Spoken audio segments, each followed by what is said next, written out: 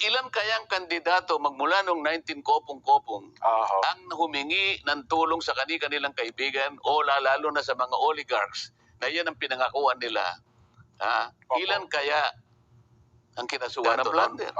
Sa contribution, magiging kandidato lang siya pag magpa-participate siya during the campaign period. Okay. So, nung kapag labas sa election period, sa campaign period, pwedeng donation yon. Okay? Opo. At sabi naman ng Supreme Court sa kanyang pagdidesisyon, hindi pa siya kanya kandidato noon. Si Senator Marcoleta, kumandidato ng 2025 election. May kaibigan siya, tumulong sa kanya. Nagkataon kasi yung mga tulong na binigay ay wala pang campaign period. Hindi pa po.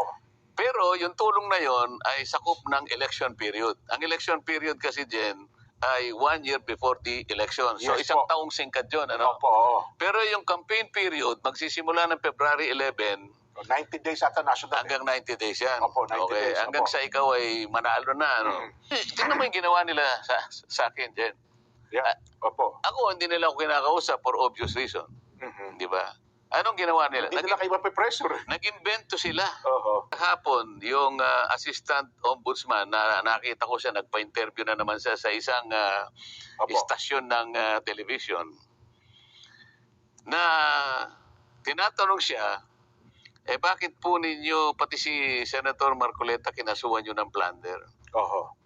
Kasi po kahit ako, parang hindi yata yun kasi contribute. Yun ang tanong sa kanya. Yun naman, donasyon ng mga kaibigan niyang hindi private pera funds ng naman gobyerno yan. yan. Tapos sinabi niya, hindi, kasi kahit private funds kasi, kapag yan ay binigay na merong pangako o kung ano man pabuyang parang ibigay niya dahil meron siyang opisina, ganyan. Sabi nila, sa Bakatin kahit po pala pribadong pondo. Na kapag may pangako, may ganyan, ano. Yung po pala'y plunder. Oo, sabi niya gano'n. Ang nakakapagtaka doon, Jen, wala man lang siyang nasabi kahit konti. Kasi kailangan mong establish ito eh. Establish mo yun. Kung walang kaugnayan yung pondo doon sa sinasabi mo, baka nag-speculate ka lang, baka inaakala mo lang, baka nangako ito ng kung ano-ano, na maaaring sa pangako na yon merong madadamage ang gobyerno o madadamage ang serbisyo na para sa mga tao. Yan ang mga kasi pag gano'n, corruption yun eh. So kinakailangan mong i-establish yung connection nung pagbibigay nila ng tulong sa iyo dahil kampanya kasi ito dyan, ito yung sinasabi ko eh. Kailangan mong i-connecta. Pinakikinggan ko siya, wala man lang siyang masabi na koneksyon. Pagkatapos, bumalik na naman sa iba. Alam mo, kanya, ang plunder kasi, kaya mas marami yung napagtatalo kami, sabi siya. Mahirap kasi kanyang i-prosecute ang plunder. Kaya, alam mo kasi, pag plunder kasi, corruption yan, katiwalian. Talagang wala kang makitang resibo. Wala kang makitang paper trail. Ganyan, ano. Kaya napakahirap talaga. Ngayon, ang sinasabi nila, siya inamin niya eh. Siya mismong nagbigay ng katibayan. Sa palatuntunan natin ito. Sabi niya, parang admission against interest. Tingnan mo itong mga taong ito. Siguro para sa mga kababayan nating nag-iisip. Si Senator Marcoleta, kumandidato ng 2025 election. May kaibigan siya, tumulong sa kanya. Nagkataon kasi yung mga tulong na binigay ay wala pang campaign period. Hindi pa po. Pero yung tulong na yon ay sakop ng election period. Ang election period kasi dyan ay 1 year before the election. So isang taong singkat yun. Ano? Pero yung campaign period, magsisimula ng February 11, 90 days ata national. Hanggang 90 days yan. 90 days. Hanggang sa ikaw ay manalo na. Ano? Ngayon, so sabi ko, ang trato ko dyan donation kasi wala pang campaign period. January. Ang campaign period kasi February 11 ang umpisa. Dapat, kapag binigay during the campaign period, contribution. February 11 ngayon, ito nang submit ako ng SOSE, liwanagin natin para makita ng mga kababayan natin. Doon sa SOSE ko, sinabi ko, ang aking expenditures, yung ginastos ko, sa kampanya, 112 million pesos. Okay. Ngayon, sinisita nila ako, paano ka makakagasta ng 112 million tiningnan nila yung SALN ko, yung net worth ko is only 52 million. Mas malaki ay yung ginastos mo. Teka mo na, ito lang ang pera niya. Saan niya kukuha ka ng Ng 112 million. ng 112? Oo. No, sabi ko, hindi mo na ako kumikibo nun dahil hindi ko na pinapansin noon di ba? Opo. Nung magpasya na ako mag-explica sa COMELEC dahil sa binigyan ako ng parang isang magpaliwanag ka, sabi niya. Opo, ipaliwanag niyo po yung side niyo. Bakit yun ito? Hinangan ako ng kaukulang pagpapaliwanag. Show cause order ang tawag doon, Jen. Opo. Hindi, pinaliwanag ko na na-receive ko po itong donation sa 3 kaibigan na nagkakahalaga ng 75 million. Yes, opo. Siniyasat nilang ganon. Sa batas kasi natin, sabi kong ganon, at yun naman ay pinagpasyahan ng Korte Suprema, kapag labas sa election period, sa campaign period, Opo. pwedeng donation yon. Okay? Opo. At sabi naman ng Supreme Court sa kanyang pagdidesisyon, hindi pa siya kanya kandidato noon. Ayun. Magiging kandidato lang siya pag magpa-participate siya during the campaign period. Na. Okay. Opo. So, nung makita ng COMELEC, wala siyang kasalanan dyan. Maayos ang kanyang pagpapaliwanag.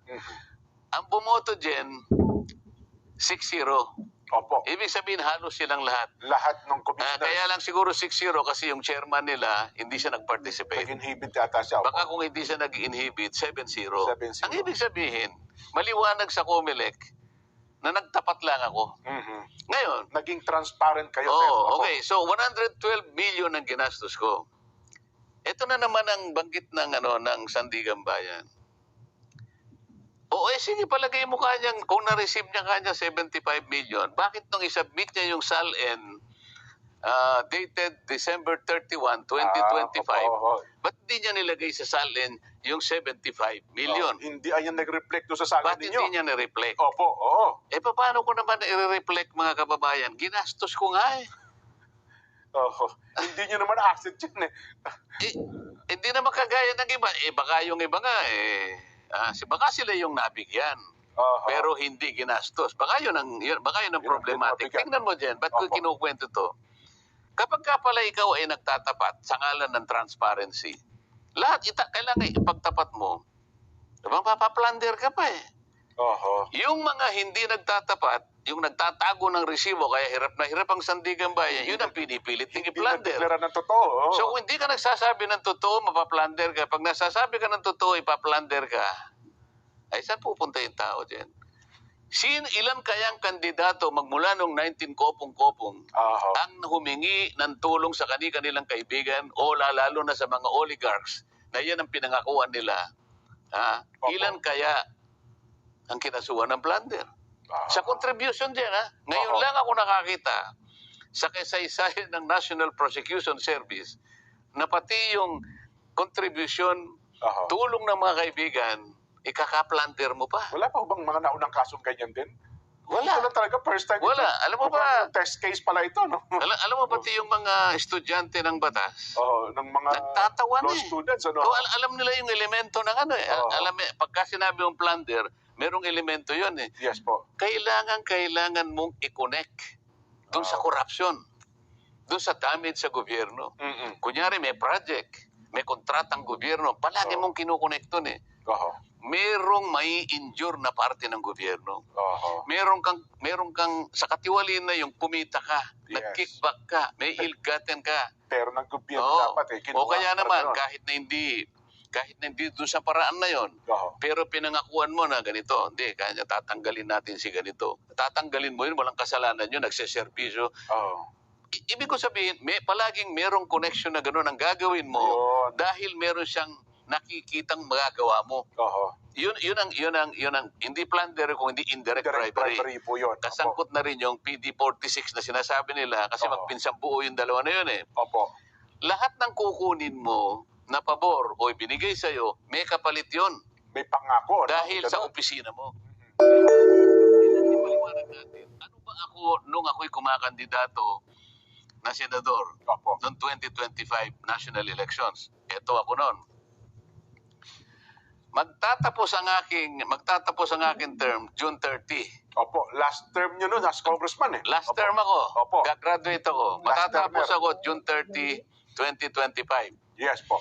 Bago ako kumandidato, Jen, nasa 19th Congress ako, bago pumasok ang January 2025, na kung saan doon nila ako binigyan ng pantulong, panggastos ko, sino si Rodante Marcoleta? Si Rodante Marcoleta ay congressman Opo. na tinanggalan ng mga ng lahat ng mga committees. Opo, commission on appointments. Halos lahat sa ng inyo. kasama ko, kinalaban na ako. Opo. Nakita mo, papasok ako sa committee, merong maninigaw sa akin, merong magtutulak sa akin, may kukunin ng hopyang kinakain ko lahat. Hindi na rin kayo kasali doon, no? Hindi na, magmo-motion lang ako. Your Honor, I'm sorry, you cannot make any motion because you are no longer a member of this committee. Yes po. Kailan po ninyo ako tinanggal? Oo. Basta po kayo natanggal na. Ganun po yung kalagayan ko. Yun ang kalalagay yun ng panahon na yun. Pagkatapos, Opo. yung Commission on Appointments, Yan, isa pa tinanggal yan. din po ako ron. Mhm. Tinanggal din po ako ron. Katapos-tapusan, pati po yung mga allowance na tinatanggap ng bawat isa sa amin, Inalis din sa inyo. entitled naman po ako dahil congressman pa po ako doon. Ang pagkakaiba lang namin, ako po'y inaway na parang hindi na po ako kasali. Yun. Ganon po ang kalagayan ni Rodante Marcoleta. Nung siya'y kakandidato ng 2025, nasa kalagayan ba ako na mag-offer ng magagawa ko sa sino mang tutulong sa akin? Inaway na nga ako. Oho. Ang kalabang ko na ay Speaker ng House of Representatives. Halos buong kongreso na kalaban ninyo. Hindi lamang yon. Ano pa ang kalagayan ni Rodante Marcoleta? Yan, oho. Tingnan mo yung survey SWS at saka Pulse Pulse Asia. Asia. Lahat na po ng survey, lahat ito natin. Number 32 ako. Tama po. Pagkatapos, minsan maawa sa akin yung survey, 31. Oho. Hanggang sa umabot ako sa 23, 22, pabalik-balik ako sa 22, 23. Jen, halimbawa ikaw, alam ko namang hindi ka mahilig sa karera eh. Yes po, yes po. Hindi tayo nangangarera Oho. dahil alam mo yung ating Mhm. kalagayan. Pero sa mga nakakaintindi po ng karera ko, nakakabasa po ako maski sa comics lang. Mahilig ko sa comics nung totoo ako'y yun. Tsaka bata. sa pelikula siya, napapanood natin. Tatayaan mo ba yung kabayo na yon? Kukunin lang. Kundihado? Wala Oho.